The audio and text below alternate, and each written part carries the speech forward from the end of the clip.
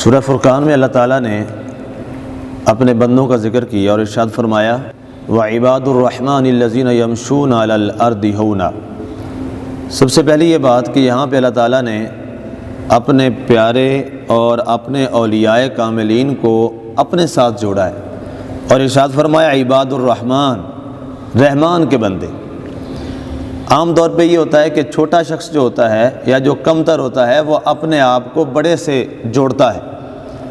اور اس میں اس کی عظمت اور مقام اور شان ہوتی ہے، لیکن یہ نہیں ہوتا کہ کوئی بڑا جو ہے وہ چھوٹوں کو اپنے ساتھ جوڑنے میں اپنے لیے فخر محسوس کرتا ہے، ایسا نہیں ہوتا۔ لیکن یہاں اللہ تعالیٰ نے جو بڑی عظیم ذات ہے، برتر ذات ہے، اعلیٰ ذات ہے، خالق ہے، مالک ہے، رازق ہے، وہ اپنے ان دوستوں کو اپنے ساتھ جوڑنے پہ فخر محسوس کر رہا ہے اور ارشاد فرما رہا ہے وَعِبَادُ الرَّحْمَنِ، رب کے بندے، رحمان کے بندے، یہ میرے بندے ہیں۔ گویا جنہوں نے اپنی زندگیوں کو، اپنے من کو اپنے رب تعالیٰ کی ذات کے لیے وقف کر دیا اور جن کی پسند و ناپسند اور جن کا ظاہر و باطن سب کچھ جو ہے وہ رب کے لیے وقف ہو گیا، تو اللہ نے پھر انہیں انعام یہ عطا فرمایا کہ ارشاد فرمایا وَعِبَادُ الرَّحْمَنِ، اے لوگو یہ اب عام بندے نہیں رہے اور یہ بشر و مثلکوں والی یہ بات نہیں رہی، بلکہ یہ وہ لوگ ہیں وَعِبَادُ الرَّحْمَنِ، یہ خاص رحمان کے بندے ہیں۔ وَعِبَادُ الرَّحْمَنِ الَّذِينَ يَمْشُونَ عَلَى الْأَرْضِ هَوْنًا، جو زمین پہ، اب ہونا کا معنی یہ لکھا گیا ہے کہ ہونا یہ کہتے ہیں کہ زمین پر اس عاجزی اور انکساری کے ساتھ چلنا،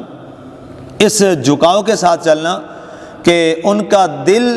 اور چہرہ جو ہے وہ زمین کی جانب ہی جھکا رہتا ہے۔ گویا جب وہ اللہ کی زمین پر چلتے ہیں تو اپنے خالق کے سامنے ان کی محبت اور عاجزی کا اتنا اعلیٰ معیار ہوتا ہے کہ وہ اللہ کی زمین پر چلتے ہوئے بھی اپنا سر بھی سر نگوں رکھتے ہیں، اپنا دل بھی جھکائے رکھتے ہیں، اور ان کا مقصد یہ ہوتا ہے کہ یہاں کبریائی صرف ایک ذات کی ہے، یہاں بلندی صرف ایک ذات کی ہے، یہاں تکبر صرف ایک ذات کو ہی جچتا ہے، یہاں کبریائی صرف اسی کو جچتی ہے جو ایک ذات ہے، وہ ہے اللہ اکبر۔ فرمایا اس اکبر کے سامنے اگر کسی نے عظمت والا بننا ہے تو انہیں اسے اصغر ہونا پڑے گا، اسے چھوٹا ہونا پڑے گا۔ فرمایا جو اپنے آپ کو جھکا دیتا ہے رب تعالیٰ اس کو پھر بلند فرما دیتا ہے۔ یہ ہے وعباد الرحمن۔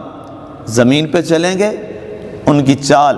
ان کی رفتار، کیونکہ چال سے انسان کے چلن کا اندازہ ہوتا ہے اور چلن سے انسان کی شخصیت کا اندازہ ہوتا ہے۔ اب اللہ تعالیٰ نے اپنے بندوں کی اس چال، چلن، شخصیت، انداز زندگی اور انداز